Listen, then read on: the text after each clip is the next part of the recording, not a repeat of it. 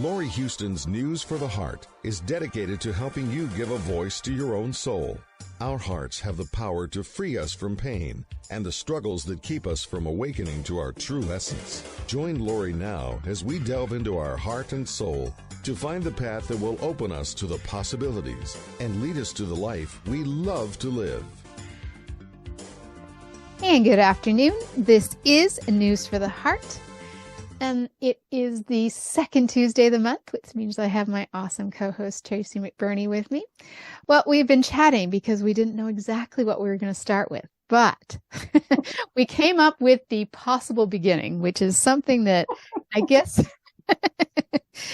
is something that has been my, frustration of seeing people still with masks and thinking, is this never going to end? And why are these poor kids still with masks? Because I feel it's going to hurt their immune systems because it's been years now that they haven't been breathing fresh air. I guess that's where we're going to start. Welcome, Trace. Well, we were discussing several things before we got here, but I thought we both thought this was a good place to start. So this masking piece. So then I said back to you, all right, well, maybe somebody's sick, maybe somebody's sick. Maybe that's it. Maybe that's all it is somebody in that family sick. And you had said, yeah, my thoughts went there. And I like feeling my body when I go down these rabbit holes, because it is my mind, right? So where has my mind just taken me? So when I say something like, well, I guess one of the family's sick right now, or maybe they're all a little sick. Nothing. Dead space. It's good. No consequence to my body. No negative consequence to my body. It's just kind of a fact. I'm not getting unsettled about it. Somebody might be a little sick in the family. They're doing that. That's fine. Okay. So when I go down the rabbit hole and I start making up potential stories like, oh, somebody, is just not breathing oxygen now. Like all those people just not breathing oxygen. And I feel the consequence of that statement. True, not true, doesn't matter. It's the consequence of that statement to my body and the hundreds of thousands of cells. It just went, oh, not maybe functioning as well, not talking to each other as well, not communicating as well. Systems just in a little bit of a slowdown, as everybody's kind of grieving the people over there that aren't bringing oxygen into their being.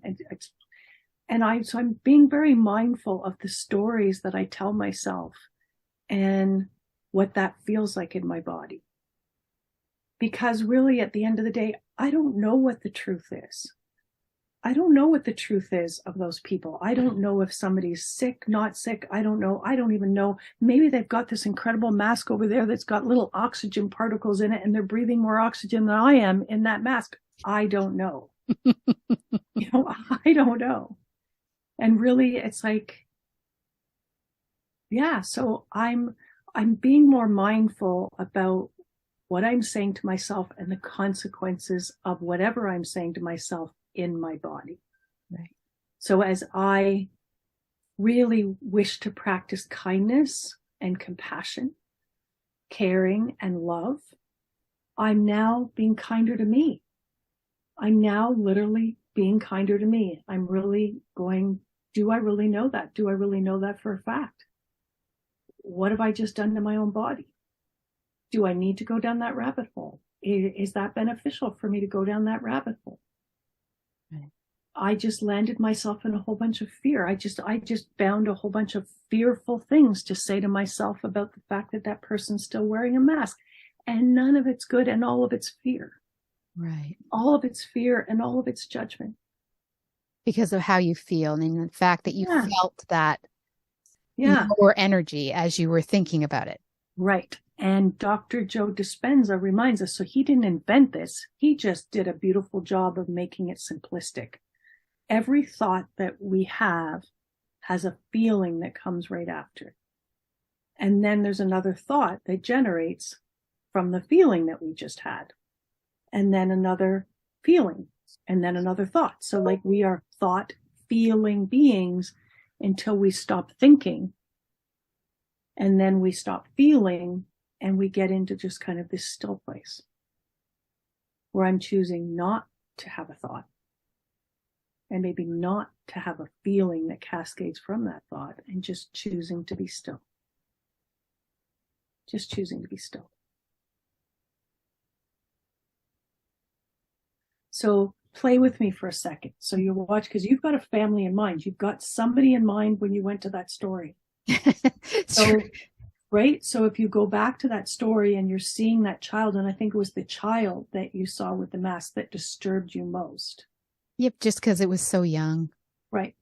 Right. And we were told that, if they're 2 and under, they don't need a mask. And this poor thing is the whole life has probably only ever known a mask. I don't know. That's where my thought went. And I looked at the family and I went, okay, so my first thought was it could be illness. Somebody could have a cold or a virus or whatever and not want to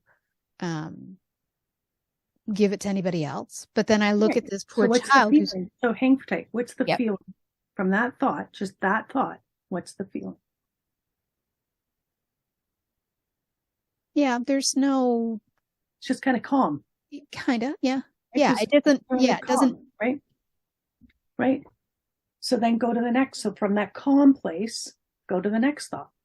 Just, yes, the poor child who, there's a 2-year-old and a 4-year-old, and they may have never known what it's like to be outside without a mask. Right. Now feel the feeling. I know, it's terrible. It just makes me And where in your body are you feeling that? My stomach, my heart. Right. I'm so sorry, stomach. I'm so sorry, heart. I'm so sorry, body. I really don't know what's true. And I really don't know what's going on. And I just threw all of your little cells under the bus. And now you are managing all these feelings that I put into the blood. I'm so sorry. I take full responsibility for the thought that generated these feelings when I don't really even know this family and I don't really even know what the truth is. And my imagination has just gone to the dark side when my imagination could go to the light side. We only got 2 choices, light or dark, and my imagination just went to the dark side. I'm so sorry that with my imagination, all those beautiful cells that I call heart and that I call stomach, and there might be way more involved. I'm so sorry. I take full responsibility for the dark imagination event that I just created. Forgive me. I love you. I am sorry. Forgive me. I love you. I am sorry. Forgive me. I love you. I am sorry. Forgive me. I love you. I am sorry. And now I fully and absolutely surrender this to this divine source to see wider and farther than I can possibly see on this ever. And I surrender this that I was a part of to that source. And I say thank you. Thank you for my healing. Thank you for my rebalancing. Ironically, this is exactly something I was thinking about this week for my boyfriend. Like exactly the same situation. It's like he gets to a point and he goes all over the place and it's like, it's so dark and it's like, but what's the truth? The truth is we don't actually know. The truth is, and I mean, this is exactly what you're doing. It's like, wow, okay. Good example. Yeah, thank you for this rebalancing of my heart, of my beingness, of my mind, of my imagination. Thank you, thank you, thank you for restoring my imagination back into light. Thank you, thank you, thank you. My imagination was out of control to the dark side. Yeah. Funny. Well. Thank you, thank you, thank you. Thank you, thank you. Thank you, thank you, thank you. for your compassion. Thank you, thank you, thank you, Source, for your endless capacity to rebalance. Yeah. Thank you, thank you, thank you. Thank you. For grounding me. Thank you, thank you, thank you for restoring my imagination into the light. Thank you, thank you, thank you for reminding me of the power of my imagination. Thank you, thank you, thank you. Thank you. For reminding me of the gift of my imagination. This is my beautiful imagination. This is my beautiful imagination. And if I join my beautiful imagination with that divine within myself, imagine what can be created. I keep getting some sort of Star Wars meme in my head about, embracing the light instead of the dark. But yeah. Yeah, but it's true. It is. There are only two So sides. true.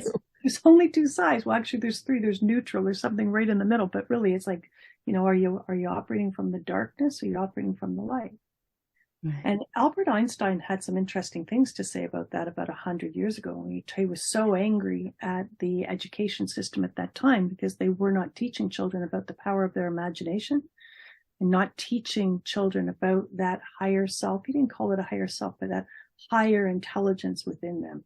And to be able to bring those two together, he said that is the powerful innovation. That's where innovation comes from.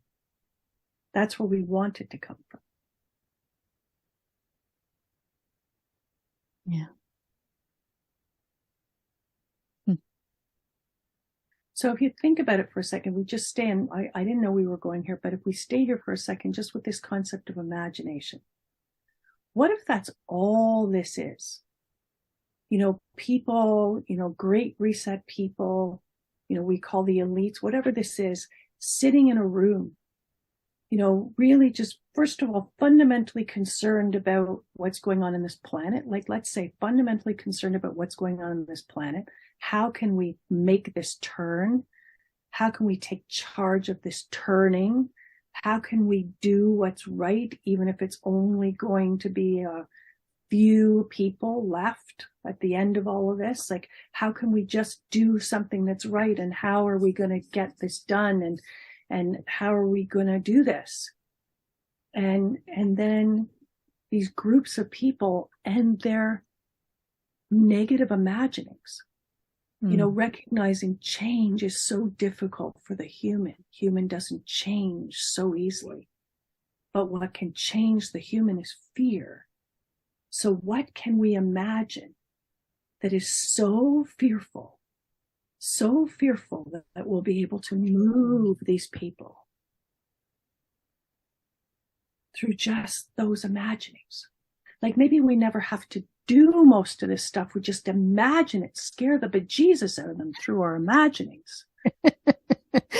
And then where does their imagination go?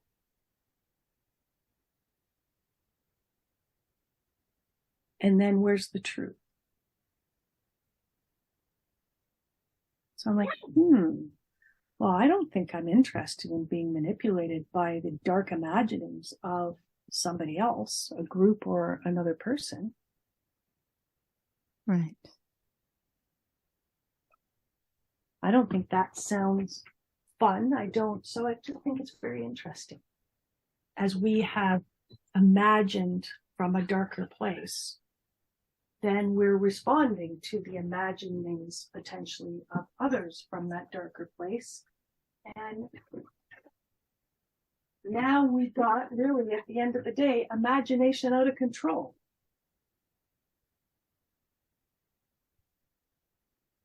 Right. Imagination not operating in connection to our light of ourselves. I don't want to stop imagining. Right.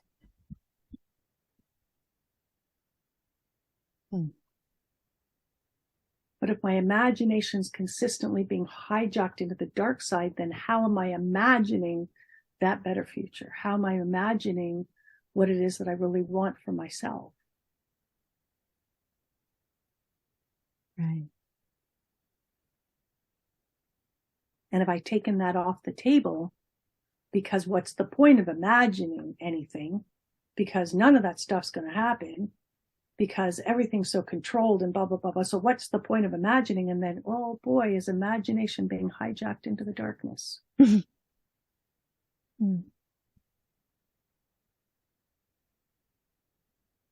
So it is interesting, because one of the things that I've been doing over the last couple of months is, Tracy, what is it that you want?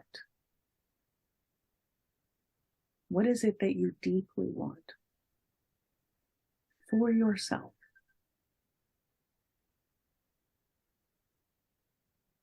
What is it that you want to do now?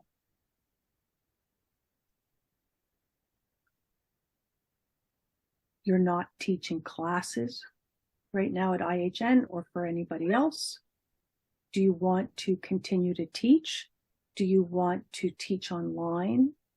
Do you want to teach in person? Do you want to teach at all? What is it that you want?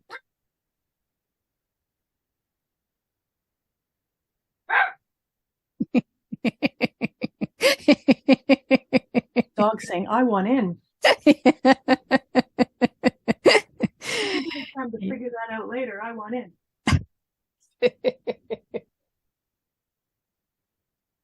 It is interesting that we're having this discussion, because it really does have to do with taking charge, like recognizing this is my imagination. This is my imagination. And my imagination has been really busy imagining a bunch of negative things. And it's really getting cluttered with a lot of mental debris. So I'm not even necessarily so interested in imagining from that lighter place. Or maybe I'm so locked in here that that's become difficult to get to. I love that little Ho'oponopono piece. Yes. Restoring my imagination into the light. Bringing it back into the light.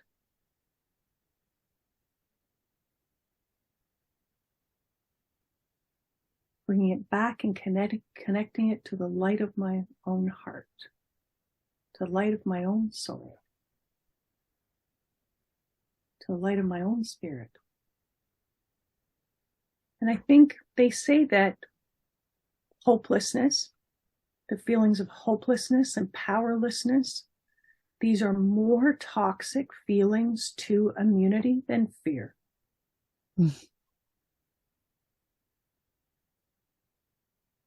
I personally have a tendency to an underactive thyroid that I work to be mindful around. The positive affirmations that John Diamond delivers to us connecting to thyroid. I am light, I am buoyant, I am filled up with hope. So I'm very mindful about the hope connection to both hope and hopelessness. And what I was teaching in class, and to all the D words, going down the rabbit hole, despair, depression, disillusionment, all of those things can be right connected into that hopelessness field.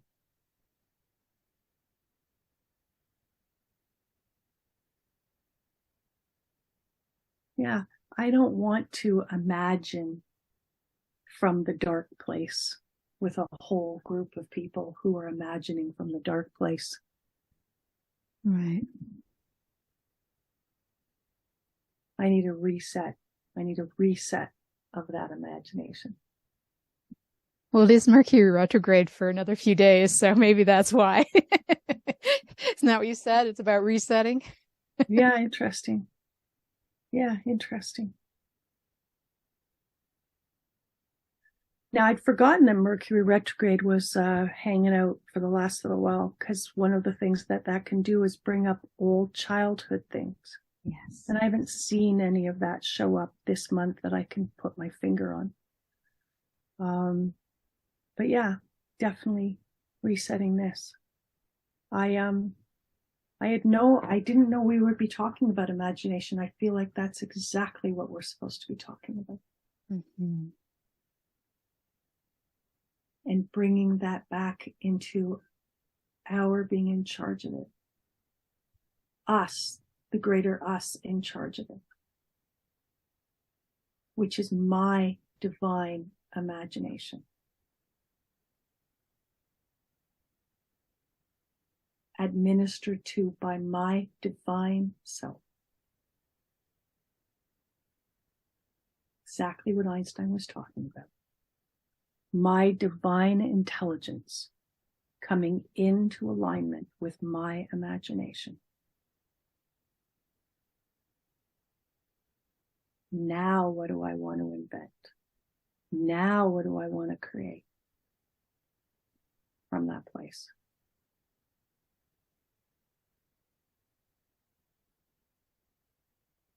And it is interesting, right? It is interesting in what's going on in this country that you can see if you're actually aware of what's going on in this country. With Bill C-11 now being passed forward into law, and I believe Bill C-18 also, then it's kind of like, well, here I am making this choice that my divine intelligence is now going to be one with my imagination. And these two aspects of myself coming in to create. And so now you've got the Bill C-11 turning into law that wants to control the creators, that wants to control what's created, what's seen, what's put out to the world through the Canadian corridors. And I'm like, what, you're just kind of sitting there going, wow, how many people took their treasures to the US.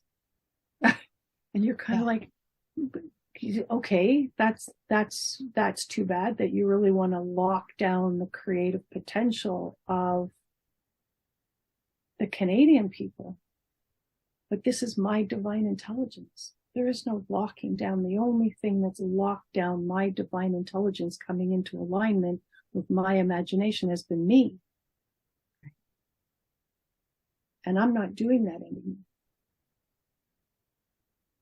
So I'm a force.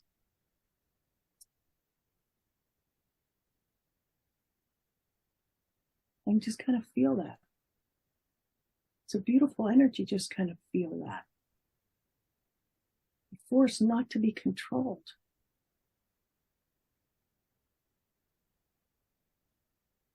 That I'm allowing to flow. I'm allowing to flow. This creative force of me, as I get it back, working, operating, divine intelligence, connecting to my imagination, connecting to my power to innovate, my power to create. I'm in flow. A nice feeling. Mm-hmm. I am flowing. I am choosing flowing. I'm choosing to allow my imagination to flow from my light, from a connection to that divine intelligence aspect of me. I'm choosing that. I choose that. And if I recognize consciously my imagination having been manipulated or hijacked or taken offline, I'll put it right back online where it belongs, with me. With me. Not with stories, not with dark core, with me. With the core light of me.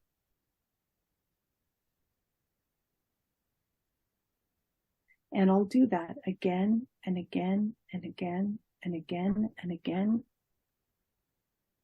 until I don't have to do that anymore. Because my imagination won't be easily hijacked. It'll be very anchored into my core light. I am one with my imagination.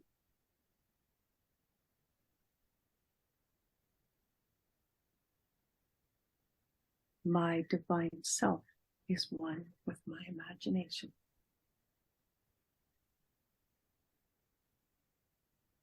I innovate, I create from this place. Mm.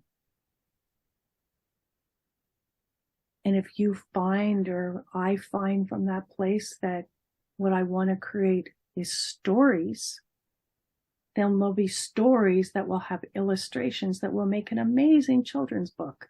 Stories, right? Because they're coming from that divine self place of the creating of a story.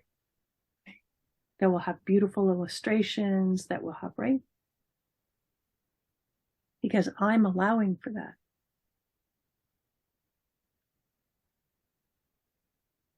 And I honestly think it is easier to manipulate into dark imaginings kind-hearted people.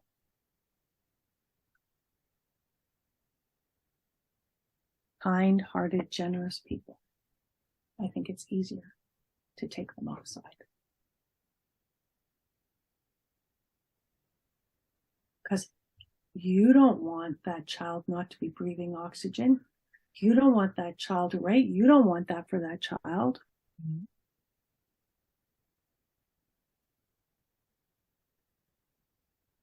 You don't want that for this world.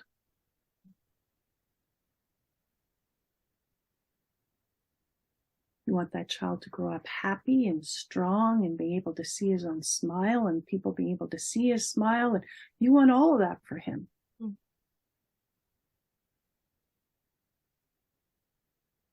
And you don't want to think that's being taken away from him. Right. It's really easy to go down that rabbit hole. Very, very.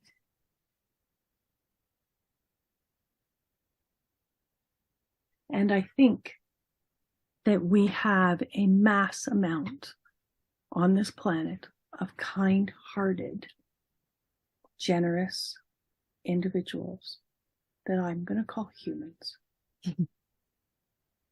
who I think have gone down the rabbit holes of negative imaginings and been taken off track. Mm-hmm. So rather than do that over the last little while, which has been, I tell you, I'm just as guilty as anybody else who's got a kind, generous heart about going down those rabbit holes. I've been doing little prayers when I catch myself, even remotely wanting to do that, just little prayers. Thank you, God. Thank you, God, for taking care of that. Thank you, God, for ensuring that that child smiles and that people see that child smile. And thank you, God, for taking care of it. Mm-hmm.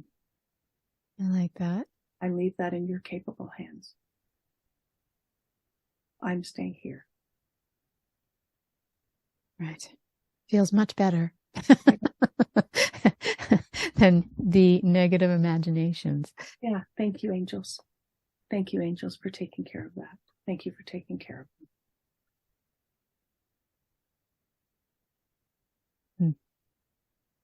Thank you for breathing more oxygen into the places that they're walking. So that, thank you. Thank you for taking care of them.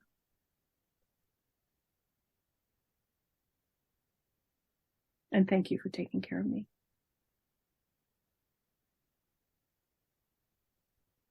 And thank you for reminding me my imagination is best placed in beautiful anchoring with my divine light. Mm.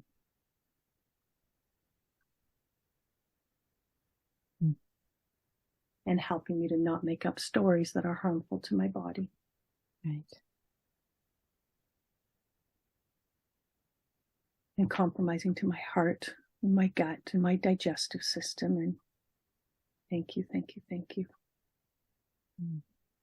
Thank you, thank you.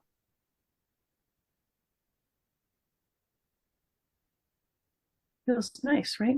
Mm-hmm. It's like I keep saying, we just keep needing to remember. Like, so easy to forget and get caught in the rabbit hole. Like, it's so easy.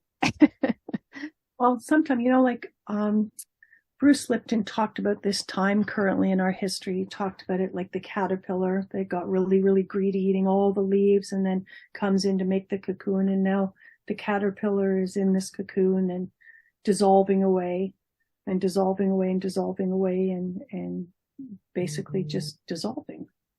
And then these cells at the bottom of the cocoon that are building. But I was thinking about this as he's likening the caterpillar to our experience. And I'm going, but I think the caterpillar's sleeping. The caterpillar's in hibernation. I think the caterpillar's not kind of looking out of the cocoon going, holy shit, look at all the stuff that's going on here. Right. So then you wonder, we're not going through this sleeping, or maybe some of us are, or maybe all of us are. Who knows? Maybe we're just in big dream state.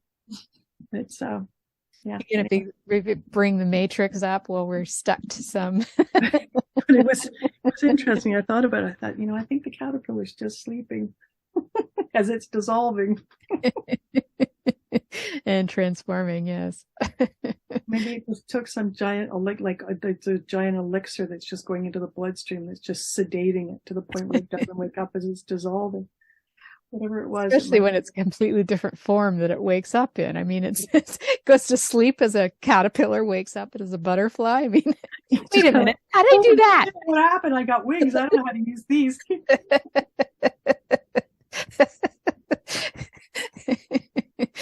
Yeah, that's it's an interesting metaphor. Well, I had thought about that and kind of was amused by that concept. I thought, there is something to sleeping. There is something to Epstein-Barr and some of these things that just keep you sleeping. Right. Oh, anyway, it's pretty funny. So yeah, taking charge of our imagination. Which kind of brings us to, even though we didn't talk about it last time, we talked about it after the show, and you brought up this beautiful affirmation. Oh, that I didn't invent. So again, I have to give the hats off to Nidhu Kapoor. I love this person. So, so she says one day when she's just giving us a little bit of information that'd be helpful from a monetary standpoint, and she gives this beautiful affirmation.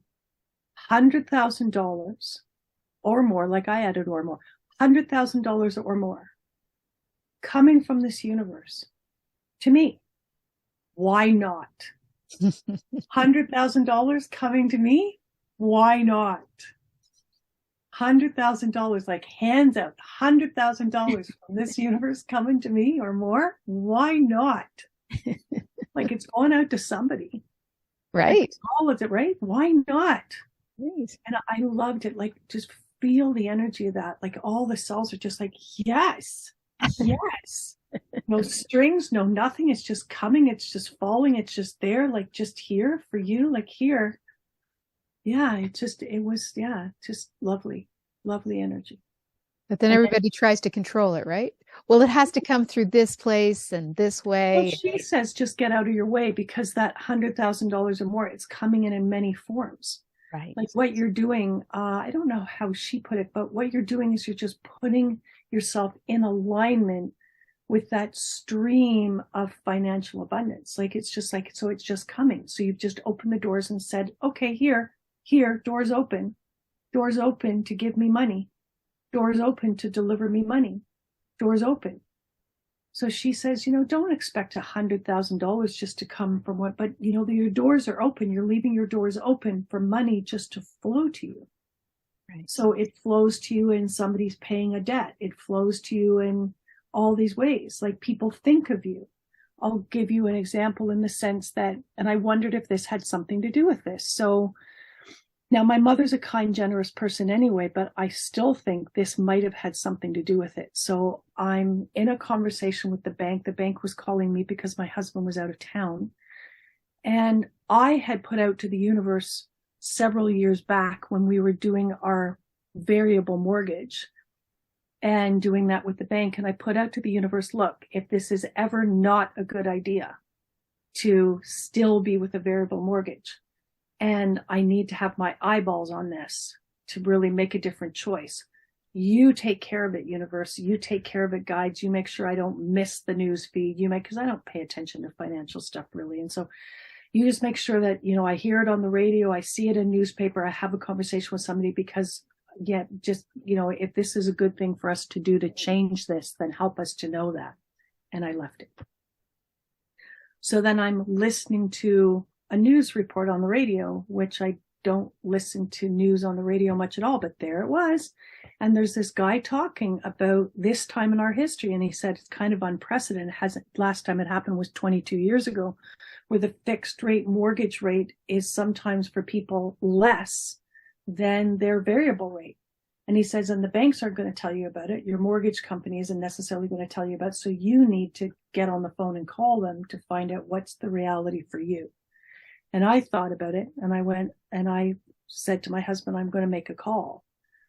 And so we did, and it turned out that our fixed rate would be 5.19 when our variable rate for our mortgage was 6.05. Mm. That's a big difference. And then she said, if you kind of lock this paperwork in place in the next week, then the rate would drop to 5.09. That's, in dollars wise for our mortgage, that's a lot of money. Mm-hmm. So we lock this in. So why am I telling you this? Because the woman was calling just to say something to me about this, to confirm something or to make sure she had an email address. And I got the call while I was with my mom. And so these kind of conversations, my mom wouldn't be the person who would be having them. It would be my dad, right? He's passed away. So I'm having this conversation with the bank and trying to set up a meeting or something to get things signed or whatever it was. I don't know. But anyway, I got off the phone and my mother said, are you okay? But I said, no, Mom, it's fine. And, I started this ball rolling. And she said, well, what do you mean? And I explained to her about this fixed rate, variable rate stuff. And she said, oh, well, that's still a lot of money, 5.09 or what? Yes, but that's a full point. And I said, and we've got quite a low mortgage, Mom, so don't be concerned about it. She said, well, I could give you a lesser mortgage. I could do that. So how about if I gave you a mortgage? How about if I loaned you the money and gave you a mortgage and you could pay me back at like 2.9% or something? Like, I'd be happy to do that. And I thought about this, and I thought about the timing of the call, because I'm only with my mother once a week. And I just thought about the timing of the call, the fact that my mother was right there in the car with me when that happened, the fact that she heard the whole thing, and the fact that she just so openly says, well, how about I just give you the money and then you can pay me back at some, ridiculously lesser rate that would work better for you. And I thought, is this part of the $100,000 that I'm putting out to the universe? Because more importantly, I've put myself in receiving money. I put myself in the field for receiving money. Money can come to me. I'm allowing money to come to me. I'm not resisting money coming to me for no reason at all. I'm not resisting it. I'm willing, I am willing, I am willing. Another beautiful decree that Dudu puts out. I am willing, I am willing, I am willing 3 times. She calls it the one connecting to Jupiter, which is the generous planet. I am willing, I am willing, I am willing to receive money from the universe for no reason. Right. Because I'm just me. Because I'm just me, and I'm saying, please, universe, thank you. Please, universe, thank you. Thank you, universe. Or, kind of the simple statement, like the money's coming from wherever it is now, from the universe. Because, I've opened the doors to this. So it's opening the doors. It's getting out of the way and opening the doors. And then people's willingness to give you money or pay for things, or it's just like, wow, this is really interesting. And then you're deciding whether you're comfortable with that to say yes or no. In this particular instance, I was just like, no, Mom, no, it's fine. It's fine. Our mortgage is so low. No, it's fine. We don't need the help. And maybe there'll be one day when we might need the help, but we don't need the help. So you don't have to go through those bells and whistles and bring in those challenges. It's fine.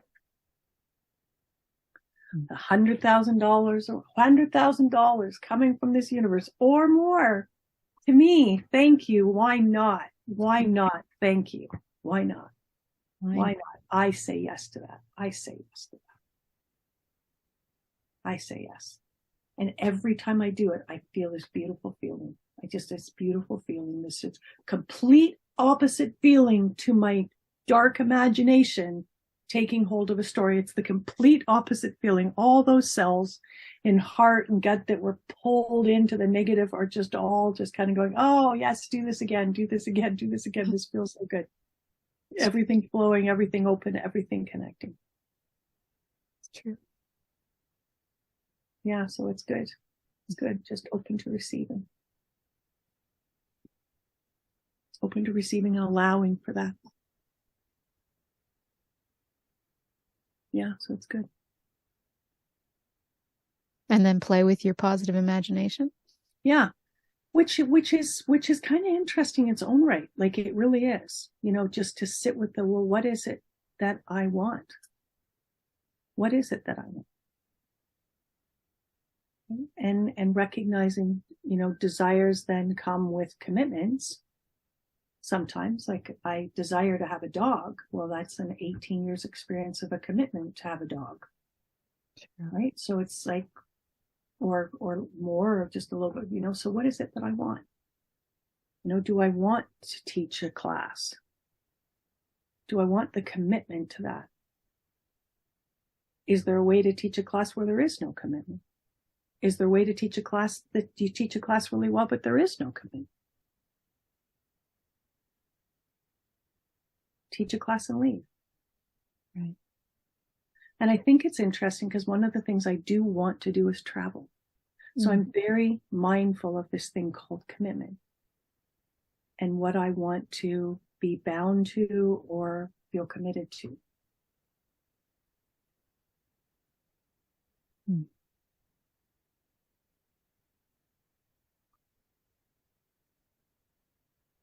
And so that is one of the pieces that is interfering a little bit with dreaming the wants. It's the not necessarily wanting to step into full long commitments. Because there are some places in this world that I really want to go to. And I feel, and to see and to touch and to be with. And I think sometimes that the full commitment to teaching for the length of time that I did at the one school that I did, it meant there were certain things that just didn't happen. Right. And certain things that couldn't happen. Right. And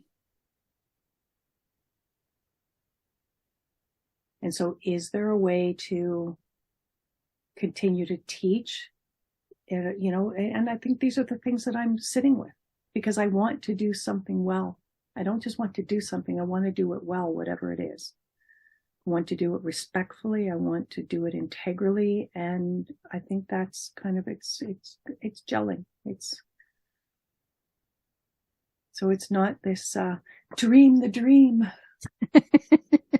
It's like, okay, dream the dream. And then what does that mean? Yeah. Right. So it's, there's a bit of a practical that's coming into play. No, that's, yeah. Listen, maybe that's not a great thing.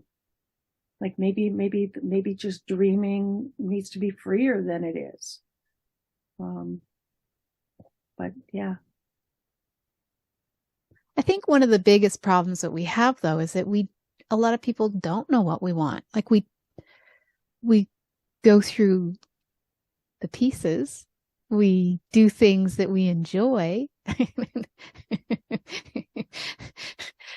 I've been reading this one author and she puts these little things up before a chapter that just make me laugh so hard. It's like, if we are what we eat, when did I choose rejection and pain? like she just comes up with these really fascinating things. I'm like, yeah. What is this that you're reading? It's just a group of midlife books. I love them. They're fictional. It's just a fun just every once in a while, I need something just to take me, fun place, not worrying about anything and just enjoying it. And she just has some of the funniest sayings that are just unbelievable. I laugh. Well, you know what? That's another way of bringing you back into imagination coming from a positive place, because you just unhooked yourself. Unhooked yourself from the worry, you unhooked yourself from the fear, and she made you laugh, and she brought you into lightness, and she brought you back into a cool place. Yeah, that's why I was asking you who she is, because she might be bringing me back into a cool place too, and I'm always looking for the. But the reason I thought of it is that I actually copied one of them because I thought it was funny, and it says, "Do what you love and money will follow. I ate pizza, drank wine, took a 5-hour nap. Now I wait." Her name's Darinda Jones. It's just, she's come up with some of the funniest things. I'm just like, that's just hilarious. Yeah, you know what? That is good. Yeah.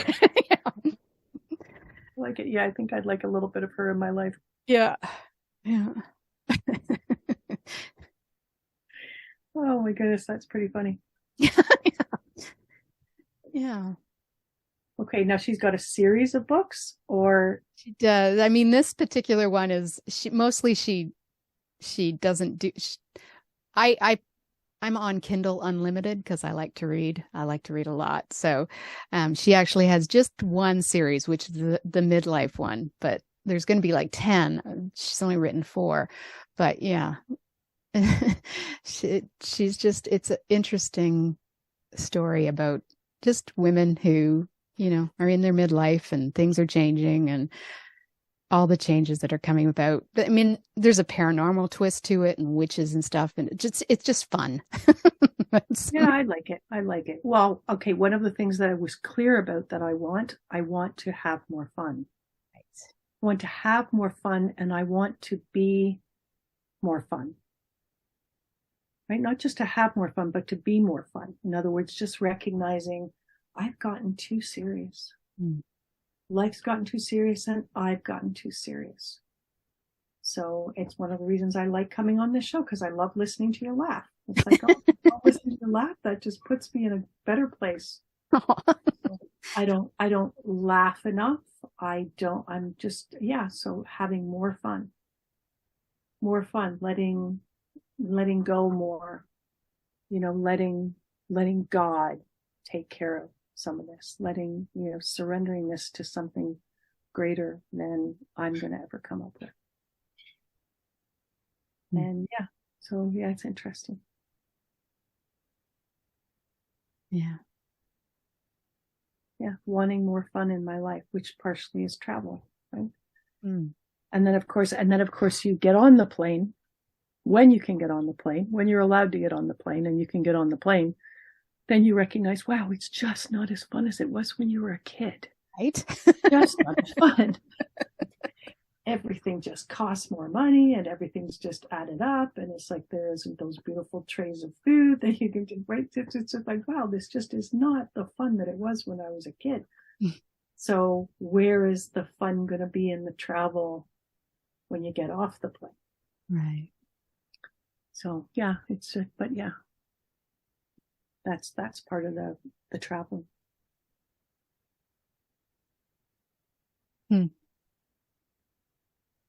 Meeting fun people. Right. Like one of the bucket list places that I want to go, and Cody can't believe it. Like, I've got bucket list places that I want to go. I want to go to Ireland. I want to go to Italy. We were almost going to Italy before all of the crazy, the year before the pandemic, and it just didn't play out, which was too bad. And one of the places I want to go is Gander, Newfoundland. Okay. I want to go meet these people. Really? I want to meet these people. I want to go be in that place. I want to actually see Newfoundland, but I want to specifically go to Gander. And he's laughing. He's going, I think I've been there. There's nothing there. But there are those people there.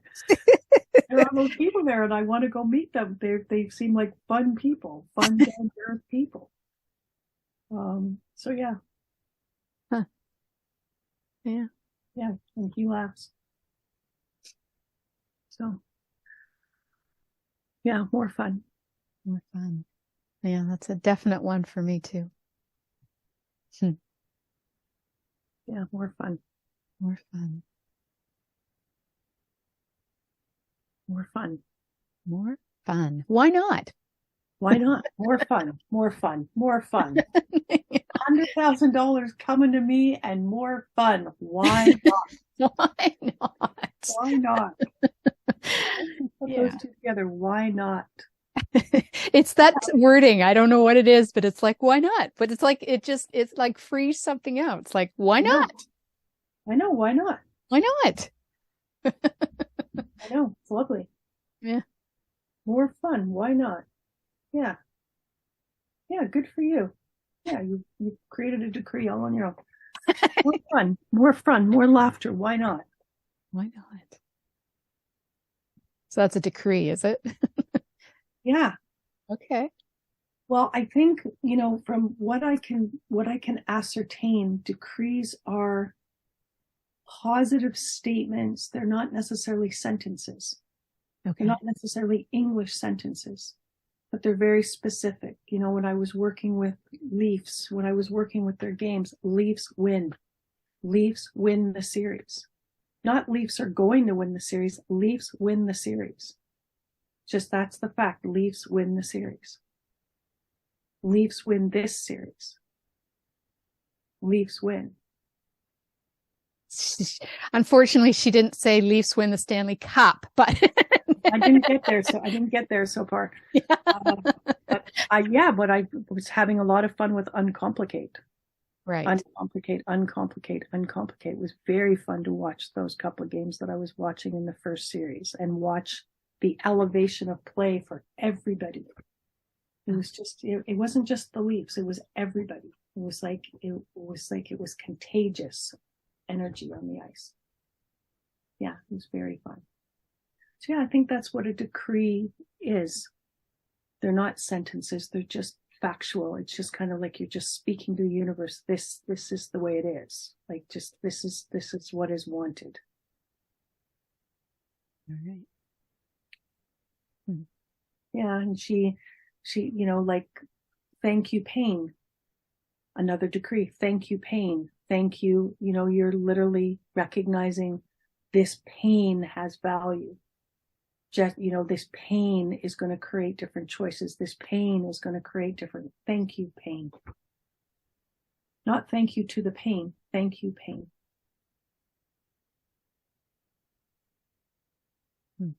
Thank you to the person that, was your, dagger in your side. Thank you. It's the same principle as recognizing that, the dignity of all experience. That not to judge it. It's like I had this dignified experience that fostered the next choice.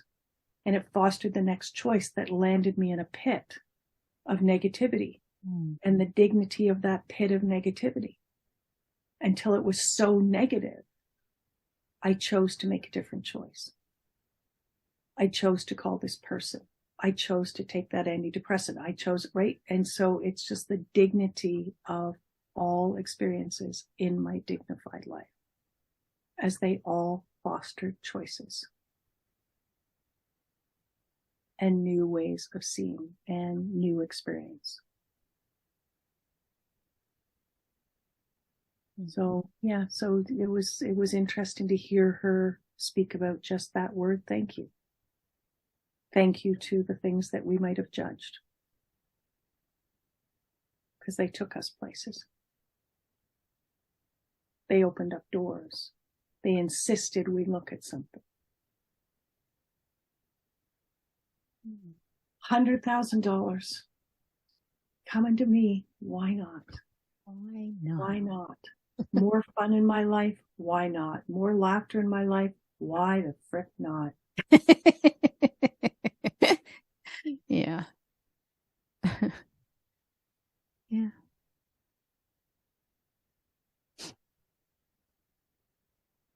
I do find when it's tense that if I can get into that laughter place, it just shifts the whole energy. Yeah, I And know. the other person might still be tense. It helps shift the energy. Yeah, and I think well, listen, they say laughter is a great healer. Laughter is contagious. That's why I asked you for the author of this book, because I would have laughed too. And I'm not as easy a person to make laugh as some other people. I can hear my husband and my son just roaring in the other room, some Family Guy episode or something, which I just have never gotten. I have never gotten. I just like, get me out of this. They're just cracking up to something. And I think that's healthy. Right. That's so good for you. That's so good for your liver. And I just find it a little bit harder to laugh. My criteria for what's going to bring me into laugh is just a little bit different than theirs. But what you brought up here, I'd laugh. Yeah. I'd laugh. Yeah. I'd giggle. I'd smile. It would change a mood. Yeah. Speaking of changing a mood, I don't know. Do you remember the child book, the teenage book, Are You There, God? It's Me, Margaret? Do you remember that? They're one? making a movie of it. Yes. They made a movie. I know. I can't wait. The movie's out. It's out in the theaters right now. I can't wait. My mom and I are just talking, saying, okay, we'll go together. And I'm banking on laughing. Yeah. In that movie. For sure. I took my mom to the 80s for Brady. There were some great lines in that movie. There were some great moments in that movie. The Man Called Otto. If you haven't seen it, Tom Hanks's new movie, The Man Called Otto. Okay. Great laughs in that movie. Such a well-written movie, but really, really funny. Like really funny little moments in that movie. So if you don't miss it.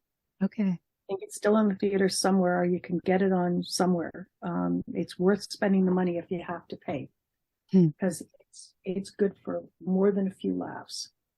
And Jane Fonda's coming out with another one this month, so it's the book club too, and it looks like, again, the older women coming together. It looks like it's got some funny parts in it too. Mm-hmm. Cool. So we went to Second City in our neighborhood, which is Comedy Bar Second City. Okay.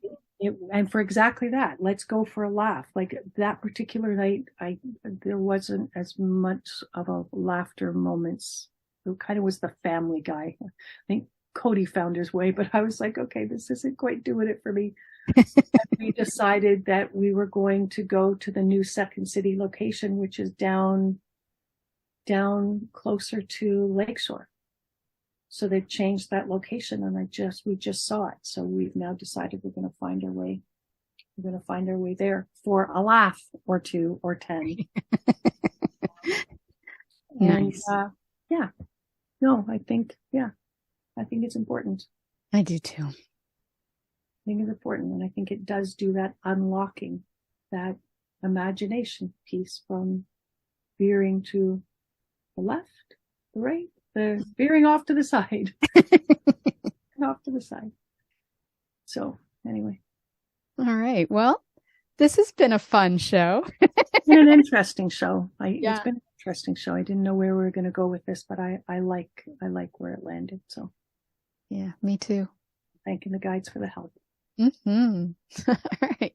You've been listening to News for the Heart. We'll be getting the heart of what matters with, I guess, positive imaginations, some positive decrees, and just having fun. Thanks, Tracy. Yeah.